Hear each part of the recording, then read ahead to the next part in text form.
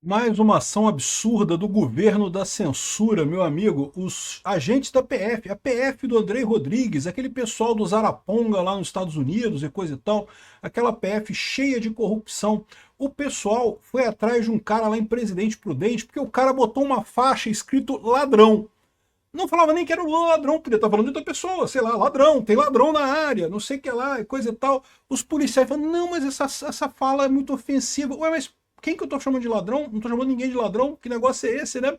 Não, mas é um absurdo que não sei o que lá, que vai ter um evento com o Lula aqui na frente, não sei o que lá. Pois é, mas eu não posso fazer nada, fala com o Lula para mudar de lugar então, né? A faixa tá na minha casa aqui, Lula chamando de ladrão, reclamando dos ladrões que tem aqui na região, e coisa e tal. Meu amigo, eu vou te falar um negócio. Chega a ser impressionante, cara. Como é que esse pessoal quer censurar? Cara, nem na ditadura militar brasileira tinha esse nível de censura, cara. Tinha censura na ditadura militar. Era um absurdo também. Eu sempre critiquei a ditadura militar brasileira, a censura na ditadura era um absurdo. Não ajuda em nada. É um caso clássico de que você revela fraqueza. Esse negócio de querer censurar a pessoa, calar a pessoa, coisa e tal, né? Revela fraqueza no final das contas, né? Então, mandaram, tava escrito ladrão, cara, nem falava que era o Lula, serviu a carapuça direitinho, bicho. Eu, se fosse o cara, falou, não, pô, tava falando da Polícia Federal, que é cheio de ladrão na Polícia Federal, né? Não, isso ia ser, o cara tava correndo risco ali, né? O pessoal tá brincando aí que atualmente não pode se falar mais nada, tudo virou censura agora, tudo é proibido. É impressionante como é que tá dolorido nesse pessoal, né? Eles estão preocupados, eles estão sentindo isso, bicho. E o problema deles é esse, é que eles não conseguem, por mais que eles calem, que eles tirem a placa do cara lá, que eles tirem a faixa, olha o tamanho que a coisa ganhou. Mais uma vez, efeito Streisand. Né? Deixa a porra do cara falar a placa. Se a polícia não tivesse ido lá, não tivesse reclamado da faixa do cara chamando ladrão lá, né? Alguma pessoa de ladrão, no final das contas, ninguém ficaria nem sabendo. Agora virou assunto no Brasil inteiro, já tem gente no exterior discutindo a censura da polícia brasileira, querendo que o cara tire a faixa de ladrão, porque vestiu a carapuça, né? O Lula é ladrão, todo mundo sabe que o Lula é ladrão, pô. O Lula foi condenado, ele foi condenado, passou tempo na cadeia e nunca foi absolvido por esses crimes, tá? Depois ele deu um jeito dos amiguinhos dele do STF de cancelar a porra toda na base da pedrada, mas ele nunca foi absolvido dos crimes. Todo mundo sabe que sim, ele é um ladrão, com certeza. Eu acho um absurdo as pessoas terem eleito esse ladrão. Isso é um outro problema que eu tenho com um brasileiro aqui. O Kassab tá uma arara com o Bolsonaro, bicho.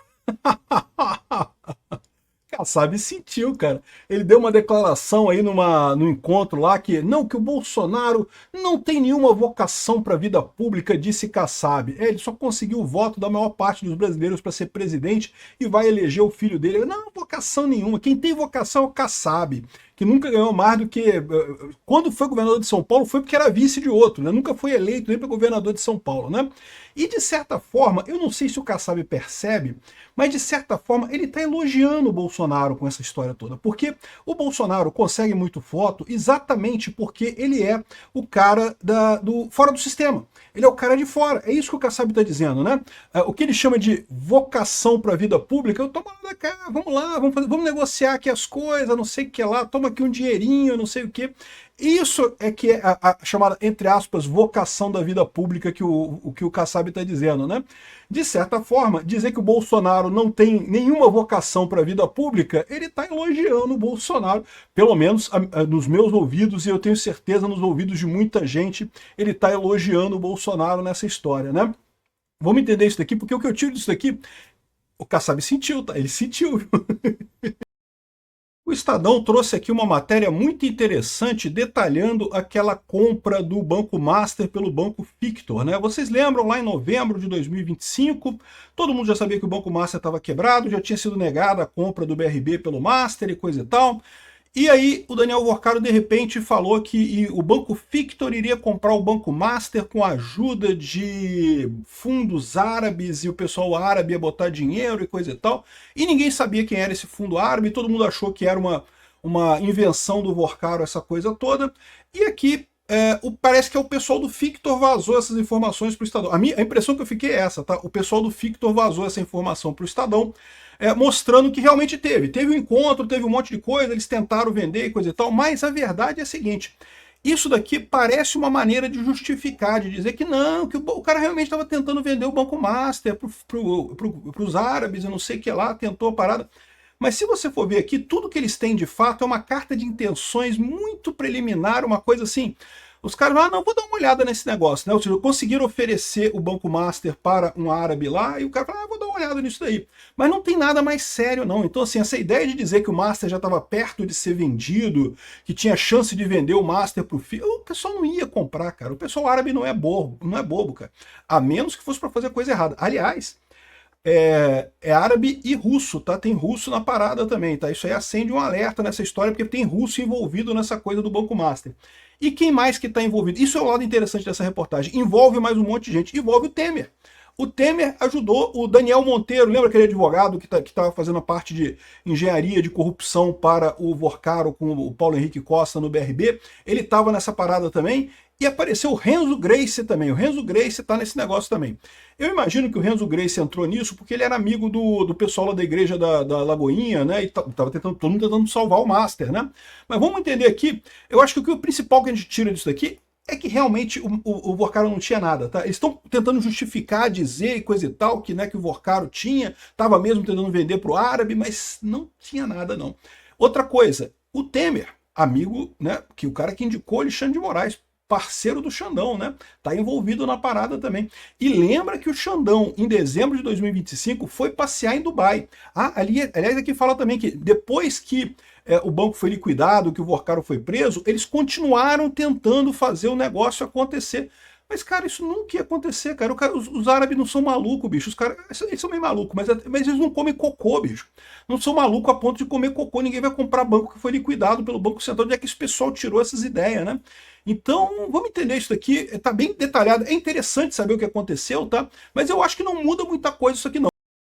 Olha só, um dos piores pesadelos para esse ano parece que vai se confirmando. O Lula, para tentar ganhar a eleição a todo custo, vai criar um monte de soluções heterodoxas aqui para segurar preço, para controlar a inflação, para não sei o que lá. O problema dessas soluções heterodoxas, né, são soluções malucas, coisas que não fazem sentido que ele coloca nisso daí, é que pode até resolver por um tempo, mas inevitavelmente o custo disso vai ser muito maior mais adiante, tá? O governo busca um jeitinho para segurar a conta de luz. A conta de luz deveria subir, né? Só que o Lula teme que subir a conta de luz agora vai prejudicar ele eleitoralmente, então o que ele vai fazer? Vai quebrar as empresas de energia elétrica, isso vai virar um empréstimo caríssimo que depois da eleição vai ter que subir do mesmo jeito. A mesma coisa ele está fazendo com a Petrobras e o preço dos combustíveis. Eu já falei para vocês, não existe moto perpétuo. Esse negócio que nós vamos tributar a exportação e com o dinheiro que a gente ganhar tributando a exportação a gente vai abaixar o preço no Brasil. Isso não existe, o preço é um só. No final das contas, isso tudo vai ser cobrado do bolso do brasileiro. Mas o pior é o seguinte, pode ser que realmente acabe sendo cobrado lá na frente. Foi o que a Dilma fez em 2014. A Dilma segurou o preço de tudo, segurou o preço da gasolina, quebrou a Petrobras para ganhar a eleição. No dia seguinte da eleição, o petróleo subiu 35%. No ano seguinte, a energia elétrica subiu 50%. Ou seja, a Dilma fez esse truquezinho. O Lula está repetindo o truquezinho da Dilma em 2014. Sai caro, porque sabe o que acontece? Quando sobe depois, não sobe só o que você perdeu nesse período que você economizou. Porque teoricamente você pode falar assim, não, mas beleza, a gente vai economizar agora, depois vai pagar mais caro, vai compensar uma coisa. Não, não, não, não. Sobe mais do que você pagou de menos aqui durante esse tempo, porque tem os juros, né? Tudo isso daí, dinheiro trazido no tempo implica em juros, e os juros no Brasil são caríssimos. Então a gente vai pagar muito mais pela energia elétrica depois, só para o Lula poder segurar essa energia. Saiu a pesquisa Nexus da eleição desse ano, tá? A principal resultado é que não mudou nada, continua Flávio e Lula empatados em primeiro lugar.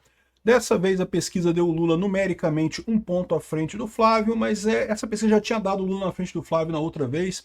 Eu não sei qual é a metodologia que o pessoal do BTG faz aqui, essa empresa é do BTG, tá?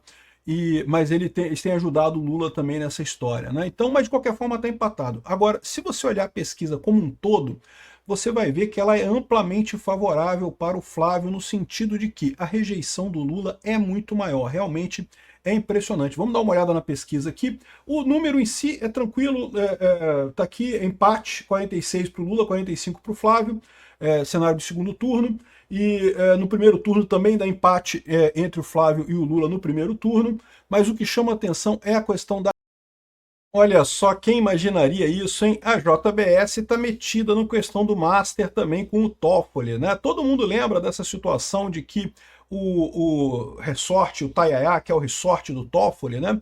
Era do Toffoli, aí o fundo Arlim comprou do Toffoli e não sei o que lá, e aí depois foi comprado por um advogado da JBS, né? Eu já falei, aí tem coisa estranha nessa história aí, né? Vocês lembram que o Toffoli foi o cara que livrou a JBS de uma multa de R$1 bilhão que ela teria que pagar por conta da Lava Jato, né?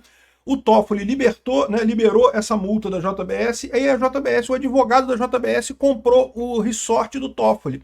Isso tá com muita pinta de ter treta aí, né? E agora parece que o pessoal seguiu o dinheiro e chegou exatamente nisso. Olha só que coisa.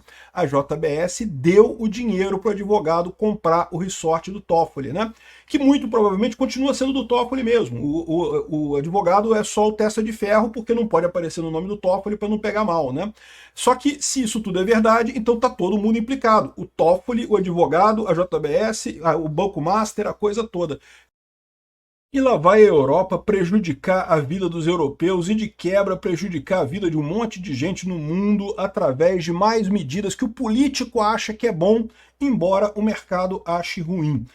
A Europa quer obrigar todos os celulares a permitir baterias substituíveis e fácil de reparação a partir de 2027. Então, hoje em dia, a maior parte dos celulares, na verdade, você não consegue mais trocar a bateria deles você mesmo. Você tem que levar numa loja, na loja eles conseguem trocar a bateria para você, mas você mesmo trocar a bateria do celular, isso acontecia nos primeiros modelos de celular, hoje em dia não acontece mais.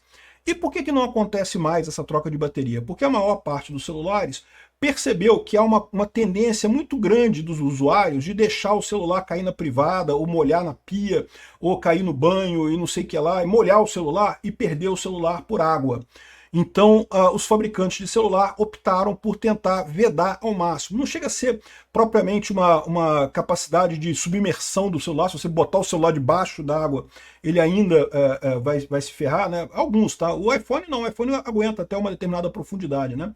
Mas as empresas de celular todas focaram nisso, né? Só que para você ter isso, você não pode ter uma maneira fácil de trocar o celular, trocar a bateria, porque a bateria fica dentro do celular, se você tiver uma capinha fácil de tirar, o usuário vai ferrar a coisa, né? Mas aí, para o cara lá da União Europeia, não que tem que ter bateria trocada, porque é questão de obsolescência programada, o pessoal quer fazer você comprar outro celular, que absurdo, capitalismo é absurdo. E eu já falei para vocês, 100% das decisões tomadas por governo são decisões idiotas. Por quê? Porque se fosse uma boa prática de mercado, se realmente as pessoas quisessem um celular com bateria trocável, a indústria não tinha ido para esse sentido. Tinha ficado no celular antigo que tinha bateria que trocava o tempo todo.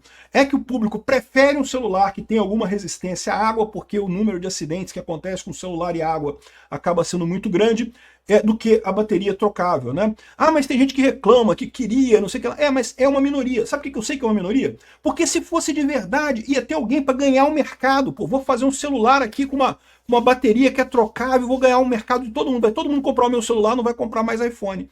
Só que isso não acontece. Por que isso não acontece? Porque a porcaria, as pessoas de fato não se importam tanto assim com a obsolescência programada. Eu já falei isso. Tem esse vídeo meu aqui que eu falo sobre obsolescência programada lá atrás, né?